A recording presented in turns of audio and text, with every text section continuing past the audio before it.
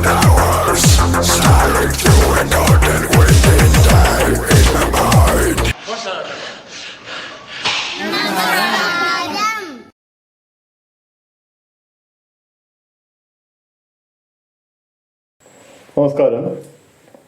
Arnold ഷ്വാസ്നഗർ ജീവിത വിജയത്തിൻ്റെ പര്യായം chapter 8 തുടർ വിജയങ്ങൾ. 1970 മിസ്റ്റർ ഒളിമ്പിയ ടൈറ്റിൽ അർണോൾഡിന് മാത്രമല്ല ജോ വീഡർക്കും വളരെ സന്തോഷകരമായ ഒരു കാര്യമായിരുന്നു. കാരണം അദ്ദേഹം ഒരുപാട് പേരെ സ്പോൺസർ ചെയ്തിട്ടുണ്ട്. ആദ്യമായിട്ടാണ് ഒരാൾ ഒരു പ്രധാന ടൈറ്റിൽ നേടുന്നത്.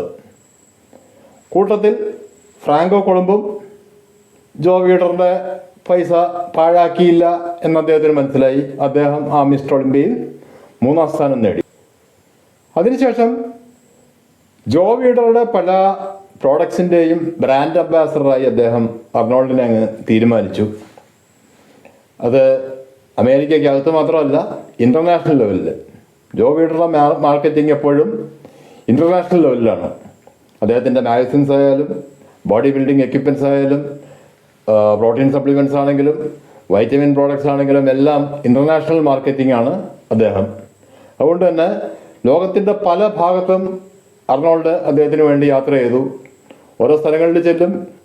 അവിടെ ഇദ്ദേഹത്തിൻ്റെ പ്രധാനപ്പെട്ട ഡിസ്ട്രിബ്യൂട്ടേഴ്സോ അല്ലെങ്കിൽ ഇദ്ദേഹത്തിൻ്റെ സാധനങ്ങൾ വിൽക്കുന്ന മാളുകളോ ഒക്കെ ഉണ്ടാവും. അവരാണ് പിന്നെ അദ്ദേഹത്തിന് എയർപോർട്ടിൽ നിന്ന് അവിടെ എത്തിച്ചാൽ അപ്പോഴേക്കും അവിടെയൊക്കെ പരസ്യം ഉണ്ടാവും. ലോക പ്രശസ്ത body builder mister Olympia Arnold Schwarzenegger വരുന്നുണ്ട്, അദ്ദേഹത്തെ കാണാൻ ആൾ കൂടും. ആ സമയത്ത് അദ്ദേഹം പറയും, ഈ വൈറ്റമിൻ കഴിച്ചാണ് ഞാൻ ഇങ്ങനെ ആയത്, മതിയല്ലോ. അല്ലെങ്കിൽ ഈ എക്യുപ്മെൻ്റ് ഉപയോഗിച്ചാണ് എൻ്റെ ബോഡി ഇങ്ങനെ ഡെവലപ്പായത്. അല്ലെങ്കിൽ ഈ പ്രോട്ടീൻ സപ്ലിമെൻ്റ് കഴിച്ചാണ് എനിക്ക് ഇത്രയും സ്റ്റാമിന വന്നത്. ഈ രീതിയിലുള്ള പരസ്യങ്ങൾ, അതോടെ ആ പ്രോഡക്ട്സിനൊക്കെ ചിലവ് കൂടും. വേറൊരു ഭാഗത്ത് അദ്ദേഹം പറയും, ഈ മാഗസിൻ വായിച്ചാണ് എനിക്ക് ബോഡി ബിൽഡിങ്ങിനുള്ള പ്രചോദനം ഉണ്ടായത്. അത് ഒരു പരിധിവരെ സത്യം തന്നെയാണ്. ഏതായാലും ഇങ്ങനെ ലോകത്തിൻ്റെ പല ഭാഗത്ത് അദ്ദേഹം സഞ്ചരിച്ചു. ഒപ്പം ചില സ്ഥലങ്ങളിലെത്തുമ്പോൾ അവിടെ പല ആൾക്കാരും വന്ന് ക്ഷണിക്കും ഒരു എക്സിബിഷൻ നടത്താൻ, ബോഡി ഷോ നടത്താൻ. അങ്ങനെ ധാരാളം പണവും ഈ അവസരത്തിൽ അദ്ദേഹത്തിന് ലഭിച്ചുകൊണ്ടിരുന്നു. അതുകൊണ്ട് തന്നെ മിക്കവാറും സന്ദർഭങ്ങളിൽ ജോ വീഡറുടെ പ്രോഡക്ട്സിൻ്റെ മാർക്കറ്റിങ്ങിന് വേണ്ടിയുള്ള യാത്രകളിൽ അദ്ദേഹം സ്വയം പ്ലെയിൻ ടിക്കറ്റ് എടുത്തിരുന്നു. കാരണം ചെല്ലുന്ന സ്ഥലങ്ങളിലൊക്കെ പണം കിട്ടും. ജോ വീഡറാണെങ്കിൽ അദ്ദേഹത്തിന് വേണ്ടി ഒരുപാട് പണം ചിലവാക്കിയ ആളാണ്. അതുകൊണ്ട് കൂടുതൽ അദ്ദേഹത്തിൻ്റെ നിന്ന് വാങ്ങിക്കാതെ ജോ വീഡർക്ക് വേണ്ടി ഒരു പ്രത്യുപകാരം. ന്യൂയോർക്കിൽ ഇതുപോലൊരു ബോഡി ഷോ ഇവൻറ്റിലേക്ക് ക്ഷണിക്കപ്പെട്ടു.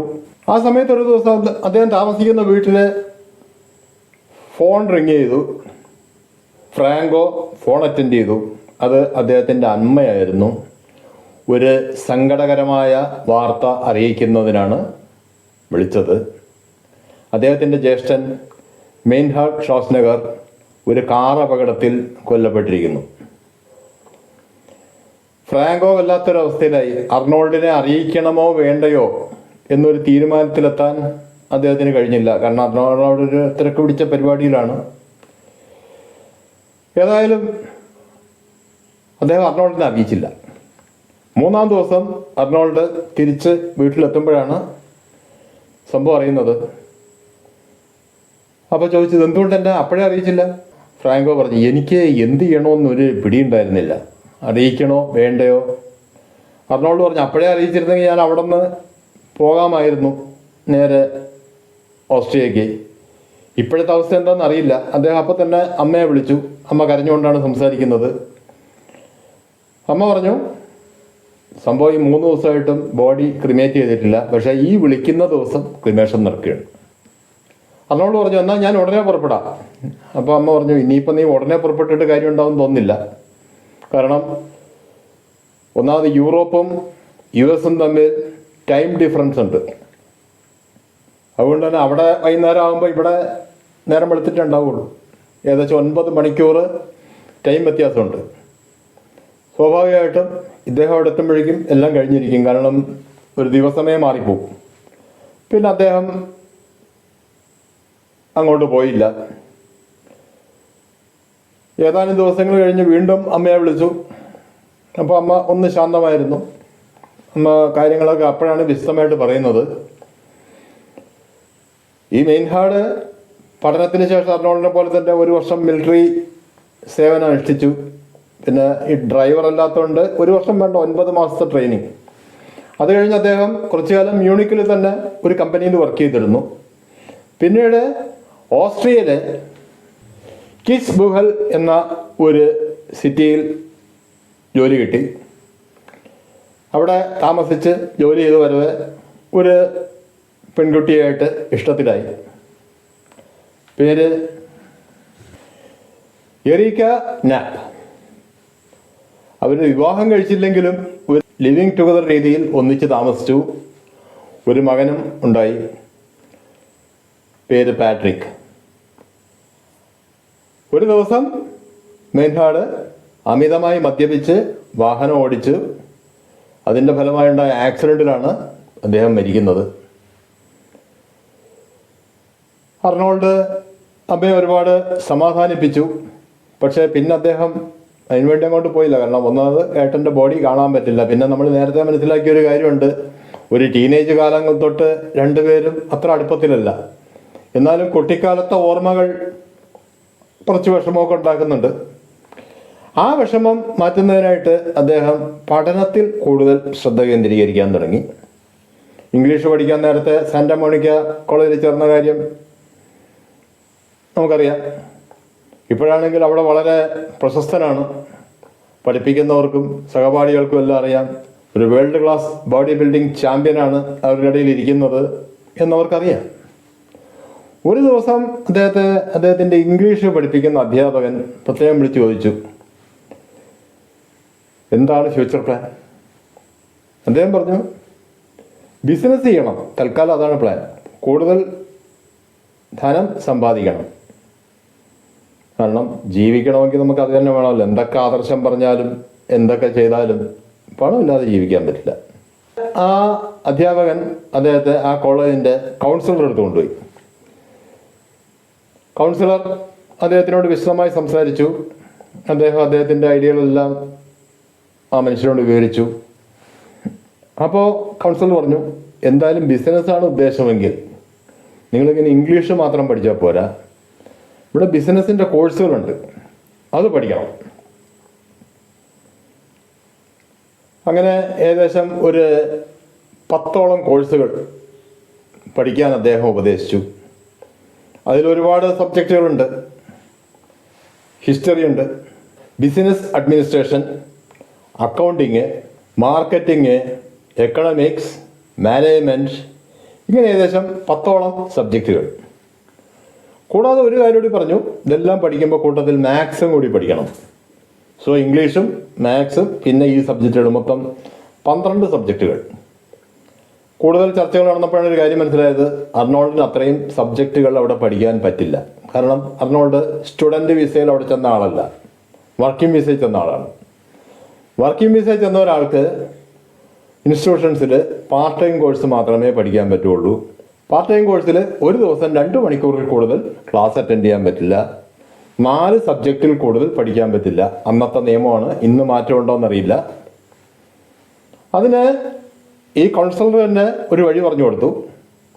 താങ്കൾ 4 സബ്ജക്റ്റ് ഇവിടെ പഠിക്കുക, പിന്നെ 4 സബ്ജക്റ്റ് കാലിഫോർണിയ യൂണിവേഴ്സിറ്റിയുടെ ക്യാമ്പസ് ഉണ്ട് ലോസ് ആഞ്ചലസിൽ, അവിടെ പഠിക്കുക.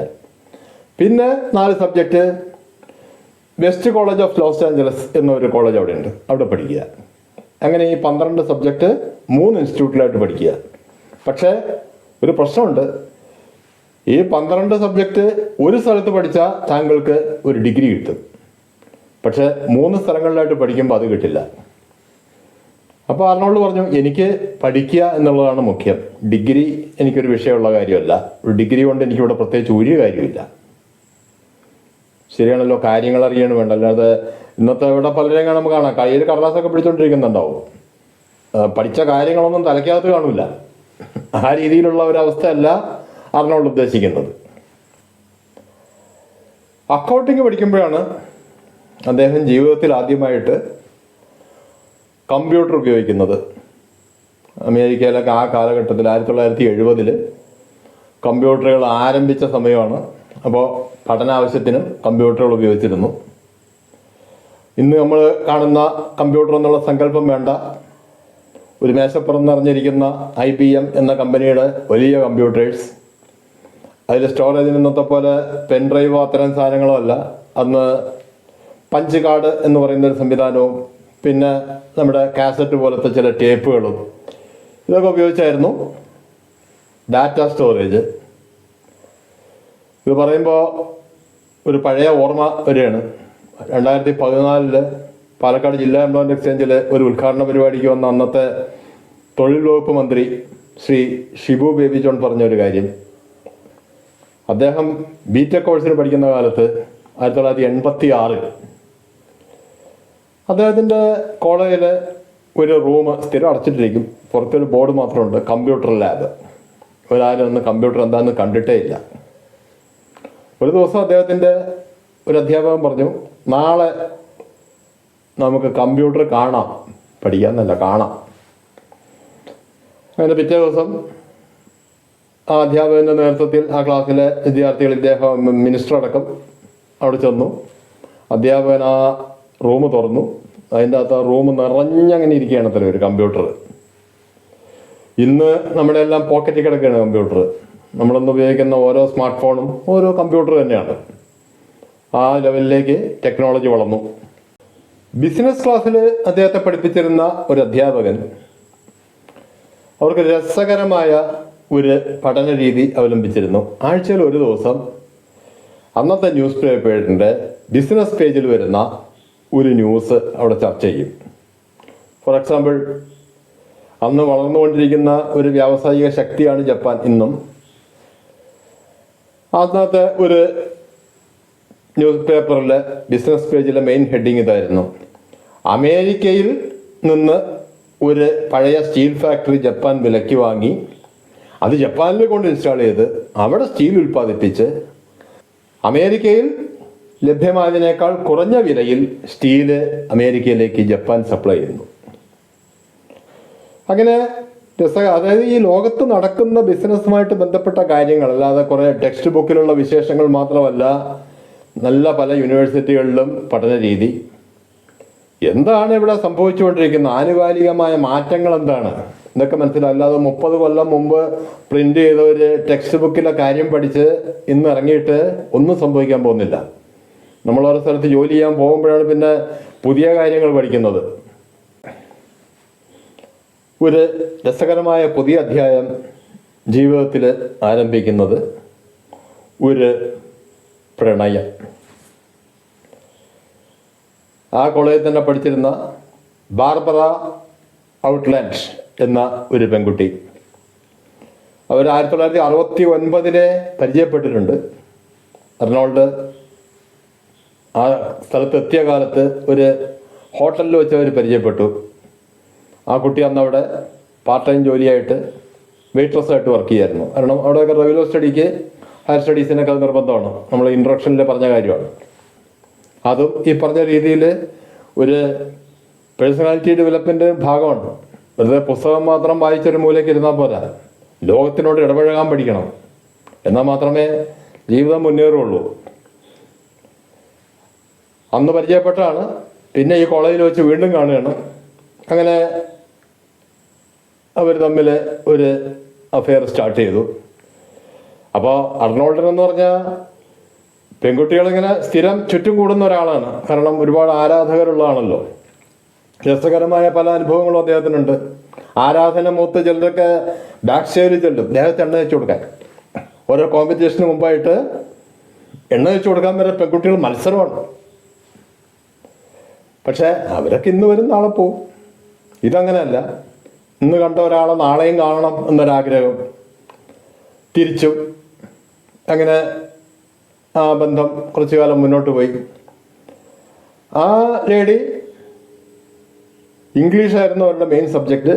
അവരുടെ ലക്ഷ്യം ഒരു ടീച്ചറാവുക, ഇംഗ്ലീഷ് ടീച്ചറാവുക എന്നുള്ളതായിരുന്നു. ആ വർഷം അവരുടെ പഠനം അവസാനിക്കുകയാണ്. കാരണം അവർ റെഗുലർ കോഴ്സാണല്ലോ. അർണോൾഡിനേക്കാൾ 1 വയസ്സ് താഴെയാണ്. അവരുടെ പഠനം 71 അവസാനിച്ചു. അധികം വയ്യാതെ അവർക്ക് ഇദ്ദേഹം താമസിക്കുന്നതിൻ്റെ അടുത്ത് തന്നെ ഒരു സ്ഥലത്ത് ടീച്ചറായിട്ട് ജോലിയും ലഭിച്ചു. അതോടെ നമ്മുടെ ആ നാട്ടിലൊക്കെ ഉള്ള രീതി അനുസരിച്ച് ഒരു ലിവിങ് ടുഗദർ സിസ്റ്റം ആരംഭിക്കാം എന്നവർ തീരുമാനിച്ചു.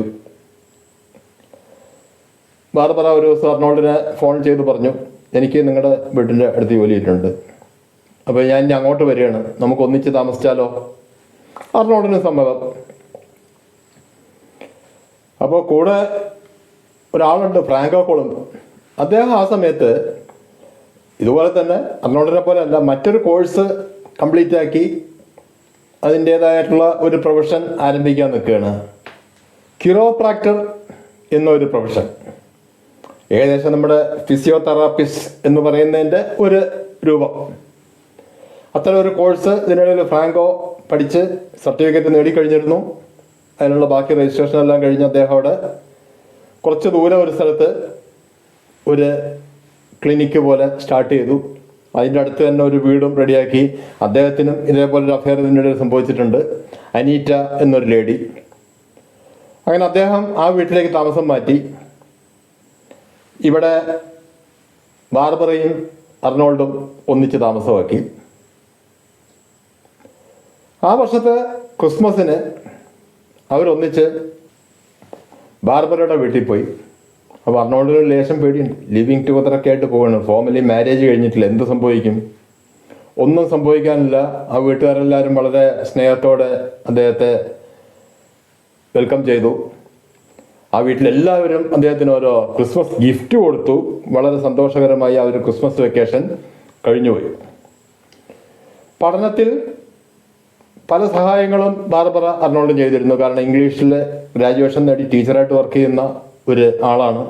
അതുകൊണ്ട് തന്നെ ഇംഗ്ലീഷ് പഠനത്തിന് വളരെയധികം സഹായിച്ചിരുന്നു. പിന്നെ മാത്സ് പഠനത്തിന് കോളേജിലെ പഠിത്തം കൂടാതെ സഹായിച്ചിരുന്ന ഒരാളുണ്ടായിരുന്നു. അർണോൾഡ് 1969 അമേരിക്കയിൽ എത്തിയ വർഷം അദ്ദേഹത്തെ മിസ്റ്റർ യൂണിവേഴ്സ് കോമ്പറ്റീഷനിൽ തോൽപ്പിക്കുകയും അതിനുശേഷം 70 മിസ്റ്റർ യൂണിവേഴ്സ് കോമ്പറ്റീഷനിൽ അദ്ദേഹത്തോട് പരാജയപ്പെടുകയും ചെയ്ത ഫ്രാങ്ക് സെയിൻ ആണ്. ഈ ഫ്രാങ്ക് സെയിൻ ഒരു മാത്സ് ടീച്ചറാണ്. അതുകൊണ്ട് ജിംനേഷ്യത്തിൽ പലപ്പോഴും ഇവർ കണ്ടുമുട്ടും, അതായത് ഗോൾഡ്സ് ജിമ്മിൽ. ആ സമയത്ത് ഫ്രാങ്ക് സെയിൻ ഇദ്ദേഹത്തിന് കണക്ക് പഠിപ്പിച്ചിരുന്നു. പിന്നെ ഈ ബാർബറയുമായിട്ടുള്ള ജീവിതത്തിൽ ചില സമയത്ത് നല്ല വിചിത്രമായ തർക്കങ്ങളുണ്ടാവും. അത് ഇംഗ്ലീഷ് ഭാഷ ശരിക്കും അറിഞ്ഞുകൂടാത്തതിൻ്റെ കുഴപ്പം. ഒരു ദിവസം അവരൊന്നിച്ച് ഒരു സിനിമയ്ക്ക് വരും. അന്നത്തെ ഒരു പ്രശസ്ത നടൻ ചാൾസ് ബ്രോൺസൺ എന്നയാളെ അഭിനയിച്ച ഡെത്ത് വിഷ് എന്ന സിനിമയെല്ലാം ആസ്വദിച്ചു. പുറത്തിറങ്ങി വീട്ടിലേക്ക് പോകുന്ന വഴിക്ക് ബാർബറ പറഞ്ഞു, oh Charles, what a masculine personality. Masculine means നല്ല ആണത്തമുള്ള, നല്ല മീശയും കാര്യങ്ങളുമൊക്കെ ഉള്ള എന്നാണ് അർത്ഥം.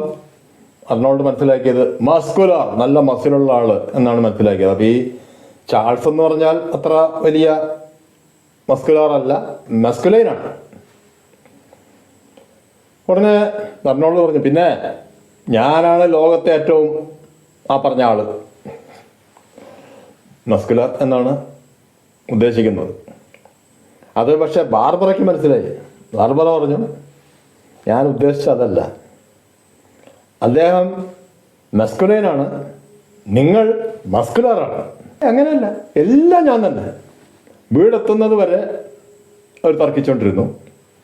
വീടെത്തി ബാർബറ അപ്പോഴേ ഡിക്ഷണറി എടുത്ത് തുറന്ന് കാണിച്ചു കൊടുത്തു, ഇതാ വായിച്ച് മനസ്സിലാക്കുക. വായിച്ചപ്പോൾ മനസ്സിലായി അർണോൾഡിന് മണ്ടത്തരമാണ് ചെയ്തതെന്ന്. ഇത്തരം രസകരമായ ചില തർക്കങ്ങളും അവരുടെ ജീവിതത്തിലുണ്ടായിരുന്നു. ഇംഗ്ലീഷ് അദ്ദേഹത്തിന് എന്തായാലും വളരെയധികം ബുദ്ധിമുട്ട് തന്നെയായിരുന്നു പഠിച്ചെടുക്കാൻ. ഒന്നാമത് ഈ UK സംസാരിക്കുന്ന ഇംഗ്ലീഷ് തന്നെ അല്ല യു എസിൽ കുറെ കൂടി അങ്ങനെ ഫ്ലുവൻ്റ് ആയിട്ട് അങ്ങ് പോവുകയാണ്. അപ്പോൾ ഈ ജർമ്മൻ പരമ്പരാഗതമായി സംസാരിച്ചിരുന്ന ഒരാൾക്ക് അത് സംസാരിക്കാൻ ഏറ്റവും ബുദ്ധിമുട്ടാണ്. ആ സമയത്താണ് ഒരു ദിവസം രസകരമായ മറ്റൊരു സംഭവം, രസകരവും അത്ഭുതകരവുമായ മറ്റൊരു സംഭവം അദ്ദേഹം കാണുന്നത്. നമ്മുടെ ഫ്രാങ്കോയും നമ്മുടെ ജോബിയുടെ ഫോട്ടോഗ്രാഫ് ആർട്ടി സെല്ലറും കൂടി ഇറ്റലി വരെ ഒരാഴ്ച ഒരു ടൂർ ചെയ്തു. ഇറ്റലി ഫ്രാങ്കോയുടെ നാടാണല്ലോ. ഇറ്റലിയൊക്കെ പോയെന്ന് സന്ദർശിച്ചു, തിരിച്ചു വന്നു. അപ്പോൾ ഒരാഴ്ച അവരോട് ഒന്നിച്ചായിരുന്നു. ആർട്ടിസ്റ്റ് എല്ലാം നല്ല മണിയായിട്ട് ഇറ്റാലിയൻ പറയുന്നു. അർണോൾഡ് ശരിക്കും ഞെട്ടി. ഇവിടെ വർഷങ്ങളോളം ജീവിച്ചിട്ട് ഇംഗ്ലീഷ് പറയാൻ പറ്റുന്നില്ല. ഒരാഴ്ച ഇറ്റലിയിൽ പോയ ആള് ഇറ്റാലിയൻ ഫ്ലുവൻ്റായിട്ട് സംസാരിക്കുന്നു. വേറൊരു കാര്യമുണ്ട്, ഫ്രാങ്കോയും അർണോൾഡും ഒരേ വീട്ടിൽ താമസിക്കുന്നു. പക്ഷേ അർണോൾഡിനും ഇറ്റാലിയൻ ഫ്ലുവൻ്റായിട്ട് സംസാരിക്കാറില്ല. അത് ഓരോരുത്തരുടെ കഴിവാണ്, ഓരോരുത്തർക്കും ഓരോ കഴിവ്. ആർട്ടിസ്റ്റുകൾക്ക് ഒരു ലാംഗ്വേജ് പെട്ടെന്ന് പഠിച്ചെടുക്കാനുള്ളൊരു കഴിവുണ്ട്, എല്ലാവർക്കും അതുപോലെ ഉണ്ടാവണമെന്നില്ല. ബാർബറയുമായിട്ടുള്ള ജീവിതത്തിനിടയിലും പഠനവും മുന്നോട്ട് പോകുന്നുണ്ട്. അതുകൂടാതെ ബിസിനസ് യാത്രകളും ബോഡി ഷോകളും എല്ലാം നടക്കുന്നുണ്ട്. ഇതിനെല്ലാം അദ്ദേഹം സമയം കണ്ടെത്തിയിരുന്നു. ധാരാളം പൈസയും അതിനെല്ലാം ഉണ്ടാക്കിയിരുന്നു. മറ്റൊരു കാര്യം അദ്ദേഹം ചെയ്തിരുന്നത്, എല്ലാ ആഴ്ചയും വീട്ടിലേക്ക് ഒരു ലെറ്റർ അയക്കുമായിരുന്നു. അപ്പോൾ കുറേ കാലമായിട്ട് അച്ഛനുമായിട്ടൊരു മാനസികമായ അകൽച്ചയിലാണെങ്കിലും അതിനൊരു കാരണം ഈ പറഞ്ഞതിൽ അച്ഛൻ്റെ ക്രൂരമായ ശിക്ഷാരീതികൾ, അത് കൂടുതൽ അനുഭവിച്ചിരുന്നത് അർണോൾഡ് തന്നെയായിരുന്നു. മറ്റൊരു കാര്യം, ഈ അച്ഛന് ഈ ബോഡി ബിൽഡിംഗ് എന്നൊരു സ്പോർട്സിനോട് വലിയ താല്പര്യം ഉണ്ടായിരുന്നില്ല. അത് എന്താണെന്നേ അറിയില്ല, അതുകൊണ്ടാണ്. അപ്പോൾ ഈ അർണോൾഡ് വീട്ടിൽ വെയിറ്റൊക്കെ എടുത്ത് പ്രാക്ടീസ് ചെയ്യുമ്പോൾ അച്ഛൻ പറയും, എടാ ഈ നേരം പോയി കുറച്ച് വിറക് വെട്ടിക്കൂടെ, എന്തെങ്കിലും ഉപകാരമുള്ള പണി ചെയ്തുകൂടെ എന്നുള്ള രീതിയിൽ പലപ്പോഴും അച്ഛൻ സംസാരിക്കുമായിരുന്നു. പക്ഷേ ഇപ്പം അച്ഛൻ മനസ്സിലാക്കുന്നു, മകൻ ഒരു വലിയ ലെവലിലെത്തിയിരിക്കുന്നു.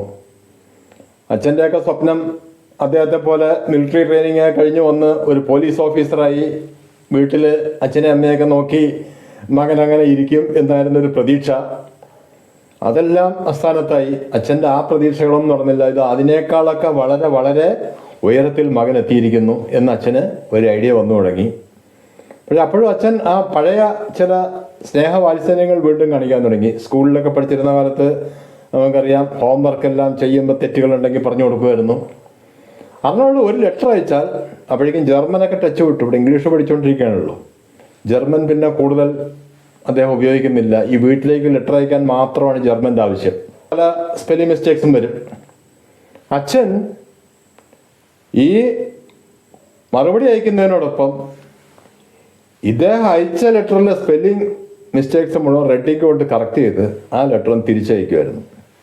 കൂട്ടത്തിൽ മറുപടിയുടെ അടിയിലൊരു കുറിപ്പും, നീ ജർമ്മൻ കൂടുതൽ ശ്രദ്ധിക്കണം. അർണോൾഡിന് ഇനി ജർമ്മൻ്റെ ആവശ്യമില്ല. ഇൻ്റർനാഷണൽ ലെവലിൽ ഫേമസ് ആവുന്ന ഒരാൾക്ക് ജർമ്മനേക്കാൾ അത്യാവശ്യം ഇംഗ്ലീഷാണ്. അതുകൊണ്ട് ജർമ്മനിന് അർണോൾഡ് കൂടുതൽ ശ്രദ്ധ കൊടുത്തില്ല. പാരീസിൽ വെച്ച് 1971 മിസ്റ്റർ ഒളിമ്പിയ കോമ്പറ്റീഷൻ. ഈ സമയത്ത് ഈ ബിസിനസ്സും പഠനത്തിൻ്റെ ഇടയിൽ വർക്കൗട്ടിന് ലേശം മാന്ദ്യം വന്നിട്ടുണ്ട്. അതിൽ പ്രധാനപ്പെട്ടൊരു കാര്യം, എതിരാളികളില്ല. 71 മിസ്റ്റർ ഒളിമ്പിയ വരുന്ന സമയത്ത് പ്രധാന എതിരാളി എന്ന് പറയുന്നത് സെർജിയോ ഒലിവിയാണ്. പക്ഷേ സെർജിയോ ഒലിവിയയ്ക്ക് അന്നത്തെ മിസ്റ്റർ ഒളിമ്പിയ കോമ്പറ്റീഷനിൽ ഒരു നിരോധനം ഏർപ്പെടുത്തിയിരിക്കുകയാണ്. ഒരു കാര്യം നമ്മൾ നേരത്തെ മനസ്സിലാക്കി, മിസ്റ്റർ ഒളിമ്പിയ കിട്ടിയ ആൾക്കാർ പിന്നെ താഴെ ലെവലിലുള്ള കോമ്പറ്റീഷൻസിൽ മത്സരിക്കാറില്ല. അദ്ദേഹം 70 ഒരു മിസ്റ്റർ വേൾഡ് കോമ്പറ്റീഷനിൽ മത്സരിച്ചു. അതുകൂടാതെ വേറെ 1-2 സ്ഥലങ്ങളിൽ പോയി മത്സരിച്ചു. അത് ഈ നമ്മൾക്കറിയാലോ, പല അസോസിയേഷൻസും ഫെഡറേഷൻസും ഒക്കെ ഉണ്ട്. മിസ്റ്റർ ഒളിമ്പിയ കോമ്പറ്റീഷൻ നടത്തുന്ന ജോ വീഡറിൻ്റെ ഫെഡറേഷൻ്റെ ഒരു മെയിൻ ശത്രുവായ മറ്റൊരു ഫെഡറേഷൻ്റെ മിസ്റ്റർ വേൾഡ് കോമ്പറ്റീഷനിൽ സെർജിയോ ഒലിവിയ മത്സരിച്ചു. അതിൻ്റെ ഫലമായി അദ്ദേഹത്തിന് 1 കൊല്ലത്തെ ബാൻ ഏർപ്പെടുത്തി. സോ 71 കോമ്പറ്റീഷനിൽ എതിരാളികളില്ലാത്തൊരവസ്ഥയായിരുന്നു. ഉള്ളവരൊന്നും അദ്ദേഹത്തിൻ്റെ നാലകത്തെത്താനില്ല. അതുകൊണ്ട് തന്നെ ഈ പറഞ്ഞ പോലെ വർക്കൗട്ട് ഒന്ന് പുറകോട്ട് പോയി. എന്നാലും 71 മിസ്റ്റർ ഒളിമ്പിയ വിൻ ചെയ്തു. ഈ ഓരോ മത്സരവും വിൻ ചെയ്ത് കിട്ടുന്ന ട്രോഫികളും മറ്റ് ഫലകങ്ങളും എല്ലാം അദ്ദേഹം ഒരു കാര്യം ചെയ്യായിരുന്നു, വീട്ടിലേക്ക് അയച്ചു കൊടുക്കുമായിരുന്നു. ഒന്നും അദ്ദേഹത്തിൻ്റെ വീട്ടിൽ വയ്ക്കില്ല, എല്ലാം ഓസ്ട്രേലിയക്ക് അയച്ചു കൊടുക്കും. 2 ലക്ഷ്യങ്ങളാണ്. ഒന്ന്, അച്ഛനും അമ്മയൊക്കെ ഇത് കണ്ട് മകൻ്റെ വിജയത്തിൽ സന്തോഷിക്കണം. പക്ഷേ അവർക്ക് ആക്ച്വലി ഈ മിസ്റ്റർ ഒളിമ്പിയ കോമ്പറ്റീഷൻ എന്താണെന്നേ അറിയില്ല. അതാണ് സത്യം. എന്തായാലും മകൻ ഏതോ ഒരു നല്ല നിലയിലാണ് എന്നവർക്കറിയാം. അച്ഛൻ ഈ ഇദ്ദേഹത്തിന് കിട്ടുന്ന പ്രൈസസ് വയ്ക്കാൻ വേണ്ടി മാത്രം ഒരു കബോർഡൊക്കെ പണിയിച്ചു. അതെല്ലാം അവിടെ ഡിസ്പ്ലേ ചെയ്ത് വെച്ചിരിക്കുകയാണ്. അവിടെ കൂടെ അവിടെ ആ വീട്ടിൽ വരുന്ന ആൾക്കാരുടെ അടുത്തൊക്കെ പറയും, കണ്ടില്ലേ എൻ്റെ മകൻ നേടിയതാണ്. ആ രീതിയിൽ അവരെന്തായാലും ഹാപ്പി ആയിട്ടാണ് ഇരിക്കുന്നത്. അർണോൾഡിൻ്റെ ജ്യേഷ്ഠൻ മരിച്ചുപോയെങ്കിലും ആ ദുഃഖം രണ്ടാമത്തെ മകൻ്റെ ഉയർച്ച കണ്ടവർ മറക്കുക. 72 മിസ്റ്റർ ഒളിമ്പിയ കോമ്പറ്റീഷൻ നടന്നത് ജർമ്മനിയിൽ തന്നെ എസൻ എന്ന സ്ഥലത്ത് വെച്ചാണ്. അപ്പോൾ അദ്ദേഹം പ്രത്യേകം എഴുതി വീട്ടിലേക്ക്, ഇന്ന സ്ഥലത്ത് വെച്ചാണ് കോമ്പറ്റീഷൻ, നിങ്ങൾ വരണം. കൂടാതെ അർണോൾഡിനെ ചെറുപ്പകാലത്ത് ഒരുപാട് സഹായിച്ച ഫ്രണ്ടിൻ്റെ അച്ഛനുണ്ട്, കാൾ ഗസ്റ്റണറുടെ അച്ഛൻ ഫ്രാങ്ക് ഗസ്റ്റണർ. അദ്ദേഹം അർണോൾഡിൻ്റെ വീട്ടിൽ ചെന്ന് അച്ഛനും അമ്മയൊക്കെ കൂട്ടി ജർമ്മനിയിലെത്തി. പക്ഷെ അവിടെ വെച്ച് അവർക്ക് കൂടുതൽ ഇൻട്രാക്ട് ചെയ്യാനൊന്നും പറ്റിയില്ല. കാരണം അർണോൾഡ് എപ്പോഴും ആരാധകരുടെ ഇടയിലായിരിക്കും. പിന്നെ കോമ്പറ്റീഷനുള്ള പ്രിപ്പറേഷൻസ് അങ്ങനെ നല്ല തിരക്കിലായിരിക്കും. ആ കോമ്പറ്റീഷൻ ആണെങ്കിൽ ഒരല്പം ടഫുമായിരുന്നു. ഇവിടെയാണെങ്കിൽ നമ്മൾക്കറിയാമല്ലോ, ഇപ്പോൾ 2 കൊല്ലമായിട്ട് വർക്കൗട്ട് കുറവാണ്. സെർജിയോ ഒലിവിയ മടങ്ങി വന്നിരിക്കുന്നു നല്ലൊരു ഫോമിൽ. കൂടാതെ ഫ്രാൻസിൽ നിന്ന് ഒരു പുതിയ ബോഡി ബിൽഡർ നല്ലൊരു ബോഡി ഷേപ്പുമായിട്ട് മത്സരിക്കാൻ വന്നിരിക്കുന്നു. അങ്ങനെ വളരെ ടഫായിട്ടുള്ളൊരു കോമ്പറ്റീഷനായിരുന്നു 72 സംഭവിച്ചത്. പക്ഷേ അവിടെയും ഫൈനൽ വിക്ടറി അർണോൾഡിന് തന്നെയായിരുന്നു. സെർജിയോ ഒലിവിയയും സെർജ് ന്യൂബർട്ട്, അതാണ് ആ ഫ്രാൻസിൽ നിന്ന് വന്ന ആളുടെ പേര്, ഈ രണ്ടുപേരെയും തോൽപ്പിച്ച് 72 അർണോൾഡ് മിസ്റ്റർ ഒളിമ്പിയായി. ലേശം ഷേപ്പ് കുറഞ്ഞാലും അന്നും അദ്ദേഹം തന്നെയായിരുന്നു ദ ടോപ്പ്. മിസ്റ്റർ ഒളിമ്പിയ വിജയത്തിന് ശേഷം അദ്ദേഹത്തെ റെക് പാർക്ക് സൗത്ത് ആഫ്രിക്കയ്ക്ക് ക്ഷണിച്ചു. നേരെ അർണോൾഡ് അവിടെ പോയി. അവിടെ അവർ ഒരുപാട് ബോഡി ഷോയിലും അത്തരം പരിപാടികളിലും പിന്നെ കൂട്ടത്തിൽ ജോബിയുടെ കുറച്ച് ബിസിനസ് പ്രൊമോഷനും അങ്ങനെ പല കാര്യങ്ങളുമായിട്ട് കുറച്ചു കാലം സൗത്ത് ആഫ്രിക്കയിൽ കഴിഞ്ഞു. പിന്നെ തിരിച്ച് അമേരിക്കയ്ക്ക് പോകുന്നതിനായിട്ട് അവിടെ നിന്ന് ഫ്ലൈറ്റ് കയറി. നേരിട്ട് ഫ്ലൈറ്റ് ഇല്ല, ലണ്ടനിൽ ഒന്ന് മാറിക്കയറണം. ലണ്ടനിലെത്തിയപ്പോൾ തോന്നി നമ്മുടെ പഴയ ആൾക്കാരുണ്ടല്ലോ, വാൻ ബെനറ്റും ഡയാന ബെന്നറ്റും. വാൻ ബെന്നറ്റ് അതിനകം അന്തരിച്ചിരുന്നു. ഡയാന ബെന്നറ്റിനെ ഒന്ന് കാണാൻ പോയി. അപ്പോൾ ഡയാന ബെന്നറ്റ് പറഞ്ഞു, അർണോൾഡ്, നിൻ്റെ അമ്മ ഒരു 2-3 തവണ വിളിച്ചിരുന്നു, നീ എവിടെയാണെന്ന് അറിയുമോയെന്ന് ചോദിച്ചിട്ട്. എനിക്ക് വലിയ അടിയൊന്നും ഉണ്ടായിരുന്നില്ല. എന്തായാലും ഒന്ന് വീട്ടിലേക്ക് വിളിക്കുക. അങ്ങനെ അദ്ദേഹം വീട്ടിലേക്ക് വിളിച്ചു. വീട്ടിലേക്ക് വിളിച്ചപ്പോൾ കിട്ടിയ വിവരം, അച്ഛൻ ഒരു സ്ട്രോക്ക് വന്ന് കിടപ്പിലായിരിക്കുന്നു. അതോടെ അമേരിക്കയ്ക്ക് പോകുന്ന പരിപാടി മാറ്റിവെച്ച് അദ്ദേഹം നേരെ വീട്ടിൽ പോയി. അച്ഛൻ ഹോസ്പിറ്റലിലാണ്. ഹോസ്പിറ്റലിലെത്തി. അവിടെ എത്തുമ്പോഴുള്ള അവസ്ഥ കണ്ട് വളരെയധികം സങ്കടം വന്നു. ഇടയിലെ കുറച്ച് വിരോധമൊക്കെ ഉണ്ടായിരുന്നെങ്കിലും ആ ഒരു കിടപ്പ് വളരെ സങ്കടകരമായിരുന്നു. കാരണം ഇദ്ദേഹത്തിൻ്റെ സ്പോർട്സിനോടെതിരായിരുന്നെങ്കിലും അച്ഛൻ വളരെ ആക്റ്റീവായിട്ടുള്ളൊരു മനുഷ്യനായിരുന്നു. നല്ലൊരു ബോഡി മെയിൻറ്റെയിൻ ചെയ്തിരുന്ന ഒരാളായിരുന്നു. പക്ഷേ അങ്ങനെ ഒരു മനുഷ്യൻ ഇതാ തളർന്നു കിടക്കുന്നു. സമയത്ത് പൈസയൊക്കെ ആവശ്യത്തിന് കയ്യിലുണ്ട്. അത് ആറിനോട് പറഞ്ഞു, നമ്മൾ ഈ നമുക്ക് എന്ത് ട്രീറ്റ്മെൻറ്റ് വേണമെങ്കിലും കൊടുക്കാം, എവിടെ വേണമെങ്കിലും കൊണ്ടുപോകാം. ഡോക്ടർ പറഞ്ഞു അതുകൊണ്ട് വലിയ കാര്യമില്ല, ബ്രെയിനിൻ്റെ ഒരുപാട് ഭാഗം ഡാമേജ് ആയിപ്പോയി. മെയിനായിട്ട് സ്മോക്കിംഗ്, അതായിരുന്നു പ്രശ്നം. സ്മോക്കിംഗ് ഓവറായി കഴിഞ്ഞാൽ അത് ബ്രെയിനിനെ ബാധിക്കും. ആ രീതിയിൽ ഇനിയിപ്പോൾ അധികകാലം ഇല്ല എന്നുള്ള ഒരു അഭിപ്രായം ഡോക്ടർ പറയുകയാണ്. ഏതാനും ദിവസങ്ങൾ അദ്ദേഹം ഓസ്ട്രേലിയയിൽ താമസിച്ചു. ആ സമയത്ത് അച്ഛൻ്റെ അവസ്ഥ ഒന്നും മെച്ചപ്പെട്ടു. അതൊക്കെ കണ്ട് അദ്ദേഹം ലോസ് ആഞ്ചലസിലേക്ക് തിരിച്ചുപോയി. രാതി അണയാൻ പോകണമെന്ന് വിളക്ക് ആളിക്കത്തോന്ന് പറഞ്ഞ പോലെയായിരുന്നു. അദ്ദേഹം ലോസ് ആഞ്ചലസ് എത്തി. ഒരു 3 ദിവസം കഴിഞ്ഞപ്പോൾ അമ്മയുടെ ഫോൺ വന്നു, അച്ഛൻ മരിച്ചിരിക്കുന്നു. ശവസംസ്കാരത്തിൽ പങ്കെടുക്കാൻ അദ്ദേഹത്തിന് കഴിഞ്ഞില്ല. കാരണം ഈ സൗത്ത് ആഫ്രിക്കൻ ടൂറിൻ്റെ ഇടയിൽ ഒരു ബോഡി ഷോ നടക്കുമ്പോൾ അവിടുത്തെ സ്റ്റേജ് തകർന്നു വീഴുന്നു. അദ്ദേഹത്തിൻ്റെ കാൽമുട്ടിന് പരിക്ക് പറ്റുന്നു. ആ സമയത്ത് അത്ര കാര്യമാക്കിയില്ല. അവിടുത്തെ ഒരു ഡോക്ടറെ കണ്ടു. അദ്ദേഹം ബാൻഡേജൊക്കെ ഇട്ടു. പിന്നെ അത്യാവശ്യം ഞൊണ്ടിയാണ് നടക്കുന്നത്. ആ അവസ്ഥയിലാണ് ലണ്ടനിൽ വരുന്നതും ഓസ്ട്രേലിയക്ക് പോകുന്നതും അവിടെ കുറച്ച് ദിവസം താമസിക്കുന്നതും അത് കഴിഞ്ഞ് തിരിച്ച് ലോസ് ആഞ്ചലസ് എത്തുന്നത്. ലോസ് ആഞ്ചലസ് എത്തിയതോടെ അവിടുത്തെ വിദഗ്ധ ഡോക്ടർമാരെ കണ്ടു. അവർ എക്സ്റേയും കാര്യങ്ങളൊക്കെ എടുത്ത് നോക്കിയപ്പോൾ മനസ്സിലായി മുട്ടിന് ഗുരുതരമായ പരുക്കുണ്ട്, സർജറി നടത്തണം. അങ്ങനെ 2 സർജറി നടന്നു ഈ ദിവസങ്ങൾക്കുള്ളിൽ. കാല് മുഴുനീളം പ്ലാസ്റ്റർ. കാരണം ഈ മുട്ട് ഹീലാവുന്നത് വരെ മടക്കാൻ പാടില്ല എന്നുള്ളൊരവസ്ഥയിൽ നീളത്തിൽ പ്ലാസ്റ്റർ ഇട്ടിരിക്കുകയാണ്. അപ്പോൾ പിന്നെ യാത്രയെക്കുറിച്ച് ചിന്തിക്കാനേ പറ്റില്ല. അതുകൊണ്ട് ഓസ്ട്രേലിയക്ക് പോകാൻ കഴിഞ്ഞില്ല. ഫ്യൂണറലെല്ലാം കഴിഞ്ഞു. ഏതാനും ദിവസങ്ങൾ കഴിഞ്ഞപ്പോൾ അമ്മ വീണ്ടും വിളിച്ചു. അപ്പോൾ അമ്മ പറഞ്ഞു കുഴപ്പമൊന്നും ഉണ്ടായിരുന്നില്ല. ചുറ്റും അമ്മയ്ക്ക് ഒരുപാട് ലോക്കൽ കോണ്ടാക്ട്സ് ഉണ്ട്. പിന്നെ പള്ളിയിലച്ഛന്മാരെയൊക്കെ അറിയാം. പിന്നെ അച്ഛനൊരു പോലീസ് ഇൻസ്പെക്ടർ ആയിരുന്നുകൊണ്ട് പല പോലീസുകാരും അവിടെ സഹായത്തിനുണ്ടായിരുന്നു. അതുകൊണ്ട് എല്ലാം ഭംഗിയായിട്ട് കഴിഞ്ഞു. ഫ്യൂണറലെല്ലാം കഴിഞ്ഞു. പക്ഷേ അമ്മ ഒറ്റപ്പെട്ടു. അർണോൾഡ് അമ്മയോട് ആവശ്യപ്പെട്ടു, അമ്മ ഇനി അവിടെ കണ്ട ഇനി പോരെ, ജനിച്ച മണ്ണിൽ കിടന്ന് മരിക്കണം എന്നൊരാഗ്രഹം ആ അമ്മയ്ക്ക്. ഏതായാലും നിർബന്ധം സഹിക്കാൻ വയ്യാണ്ട് ആ വർഷം 72 ക്രിസ്മസ് സമയത്ത് അമ്മ അമേരിക്കയിലേക്ക് വന്നു. അർണോൾഡിൻ്റെയും ബാർബറുടെയും കൂടെ സന്തോഷകരമായ കുറച്ച് ദിവസങ്ങൾ ചെലവഴിച്ചു. പിന്നീട് അവർ ഓസ്ട്രേലിയക്ക് തന്നെ മടങ്ങിപ്പോയി. എല്ലാ മാസവും അർണോൾഡ് ഒരു നിശ്ചിത തുക അമ്മയ്ക്ക് അയച്ചു കൊടുക്കുമായിരുന്നു. കാരണം അച്ഛൻ മരിച്ചതോടെ അമ്മയുടെ വരുമാന സ്രോതസ്സെല്ലാം പോയി. എന്നാൽ 1973 അപ്പോഴേക്കും അച്ഛൻ മരിച്ച ഏകദേശം ഒരു 6 മാസം കഴിഞ്ഞിരുന്നു. അദ്ദേഹത്തിൻ്റെ കാലെല്ലാം നോർമലായി. അദ്ദേഹം വീട്ടിലേക്ക് പോയി, ഓസ്ട്രേലിയക്ക് പോയി.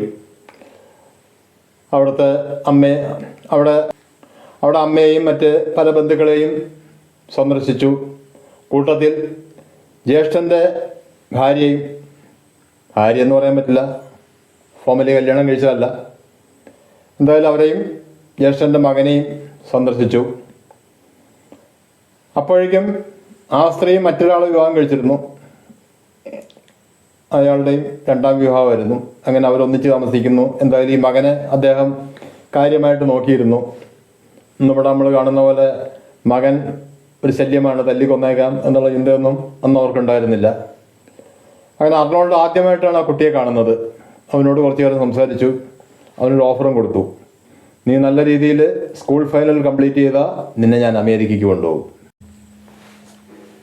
പത്രത്തിൽ ഒരു റിയൽ എസ്റ്റേറ്റ് പരസ്യം കണ്ടു. ലോസ് ആഞ്ചലസ് തന്നെ കുറച്ച് ദൂരം ഒരു ഭാഗത്ത് ഒരു അപ്പാർട്ട്മെൻറ്റ് വിൽപ്പനയ്ക്ക്. അദ്ദേഹം അവിടെ പോയി എല്ലാം കണ്ടു, ഇഷ്ടപ്പെട്ടു. ഒരു വലിയ അപ്പാർട്ട്മെൻറ്റ്, 2 നിലയിലായിട്ട് കിടക്കുന്ന ഒരു വലിയ അപ്പാർട്ട്മെൻറ്റ്, 4 കുടുംബങ്ങൾക്ക് താമസിക്കാവുന്ന രീതിയിലുള്ളൊരു അപ്പാർട്ട്മെൻറ്റാണ്. അത് അദ്ദേഹം വിലയ്ക്ക് വാങ്ങിക്കാൻ തീരുമാനിച്ചു. ബാർഗെയിനിങ് കഴിഞ്ഞു. 2,15,000 രൂപയ്ക്ക് വില ഫിക്സ് ചെയ്തു. ആ സമയത്ത് പക്ഷേ കയ്യിലുള്ള $27,000. നമുക്കത് വലിയൊരു തുകയാണ്. ഇന്നും ഡോളറിന് കണക്കില്ലാതൊക്കെ വലിയൊരു തുക തന്നെയാണ്. $27,000 ജോ വീഡർ ഒരു $10,000 കൊടുത്തു. അങ്ങനെ $37,000 ഡൗൺ പേയ്മെൻ്റ് ഇട്ട് ബാക്കി EMI ലോണ് ഇട്ട് ആ അപ്പാർട്ട്മെൻ്റ് അദ്ദേഹം വാങ്ങിച്ചു. മാസം $1,350 EMI. അദ്ദേഹവും ബാർബറയും കൂടി അങ്ങോട്ട് താമസം മാറ്റി. ആ അപ്പാർട്ട്മെൻറ്റിലെ ഏറ്റവും വലിയ വീട്, 2,400 സ്ക്വയർ ഫീറ്റുള്ള ഒരു വീട്ടിലേക്ക് അവർ താമസം മാറ്റി. അത് കഴിഞ്ഞ് ബാക്കി അവിടെയുള്ള 3 അപ്പാർട്ട്മെൻറ്റുകൾ വാടകയ്ക്ക് കൊടുത്തു. വാടകയ്ക്ക് കൊടുത്തു കഴിഞ്ഞപ്പോൾ എന്തായി, EMI അടയ്ക്കാനുള്ള പൈസയൊക്കെ വാടകയായിട്ട് വരും. ഒരു ദിവസം നമ്മുടെ ആർട്ടിസ്റ്റ് ഫോട്ടോഗ്രാഫർ ഇദ്ദേഹത്തെ അവിടെ ചെന്ന് സന്ദർശിച്ച് അവർ ഒന്നിച്ചിരുന്ന് സംസാരിക്കുന്ന സമയത്ത് ആർട്ടിസ്റ്റ് എന്തായാലും നീ കാണിച്ചത് അതിസാഹസവും മഹാബുദ്ധിശൂന്യതയായിപ്പോയി. അർണോൾഡ് ചോദിച്ചു, എന്താ? നീ ഇവിടെ ഇപ്പോൾ ആ 3 വീടുകൾ വാടകയ്ക്ക് കൊടുത്തിരിക്കുന്നു. അവിടെ ആരെങ്കിലും പെട്ടെന്ന് ആത്മഹത്യ ചെയ്താലോ? ഹൗസ് ഓണർ എന്നുള്ള നിലയ്ക്ക് നിനക്കും കോടതി കയറി ഇറങ്ങേണ്ടി വരും. അല്ലെങ്കിൽ അവിടെ ആരെങ്കിലും ഒരു ക്രിമിനൽ ആക്ടിവിറ്റിയിൽ ഏർപ്പെടുന്നു, അല്ലെങ്കിൽ അവിടെ വെച്ച് ഒരാൾ വേറൊരാളെ കൊല്ലുന്നു, ഇങ്ങനെ എന്തെങ്കിലുമൊക്കെ സംഭവിച്ചാലോ? നീ ഇത് വല്ലതും ചിന്തിച്ചിട്ടുണ്ടോ? അർണോൾഡ് പറഞ്ഞു, അങ്ങനെ ചിന്തിച്ചുകൊണ്ടിരുന്ന നമ്മളൊരിക്കലും ഒന്നും ആവില്ല.